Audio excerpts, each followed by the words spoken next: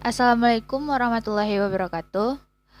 Perkenalkan, nama saya Sandra Yori dengan NIM 2001031040 dari kelas 1B D3 Teknik Listrik dengan mata kuliah Instalasi Listrik 2. Baiklah, pada video kali ini saya akan membahas tentang koreksi faktor daya.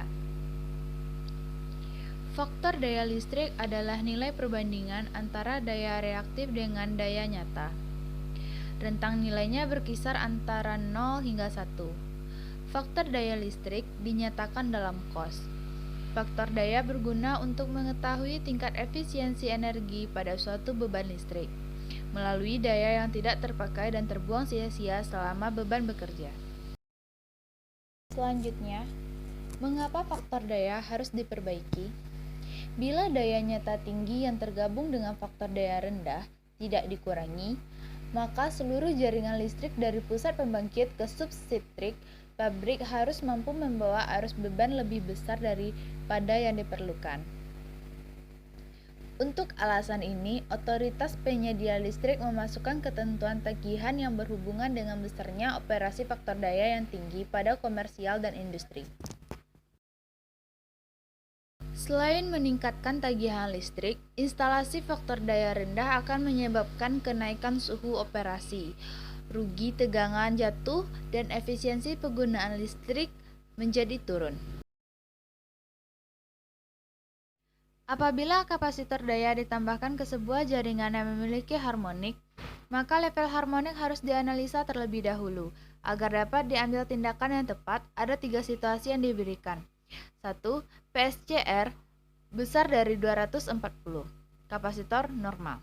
Yang kedua, PSC besar dari 120, kecil dari 240, kapasitor dengan terisolasi lebih.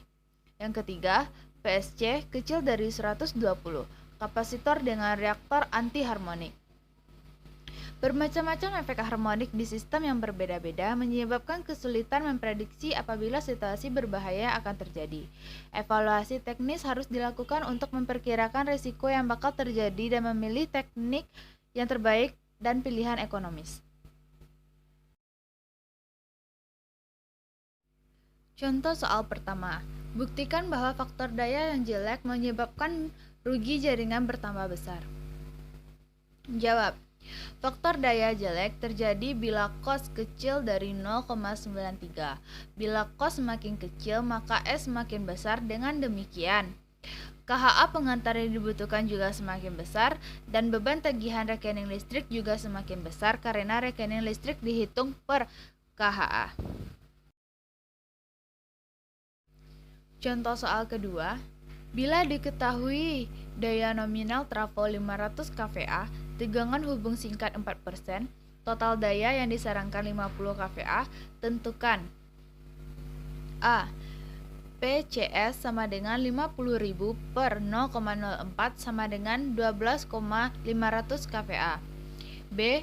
5 cc per 240 sama dengan 12.500 per 240 sama dengan 52 kVA. Bila daya yang diserahkan 50 kVA, maka nilai ini lebih kecil dari rasio 5 cc per 240. Dengan demikian digunakan solusi ke-1, kapasitor normal. Contoh soal ketiga, bila diketahui bahwa daya nominal trafo 1000 kVA, tegangan hubung singkat 4%, total daya yang disearahkan 150 kVA, tentukan 1. Daya hubung singkat atau PSC, tentukan golongan kapasitor apakah standar terisolasi lebih atau dengan reaktor anti harmonik.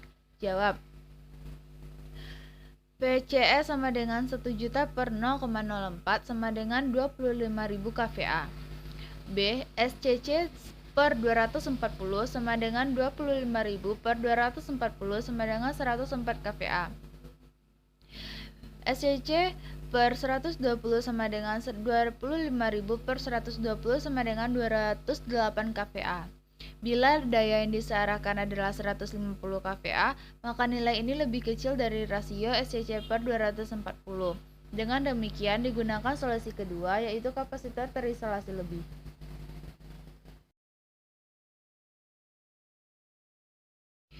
Contoh soal keempat, bila diketahui daya nominal trafo 630 kVA, tegangan hubung singkat 4%, total daya yang disarankan 200 kVA, tentukan. A. PCS sama dengan 630.000 per 0,04 sama dengan 15,750 kVA.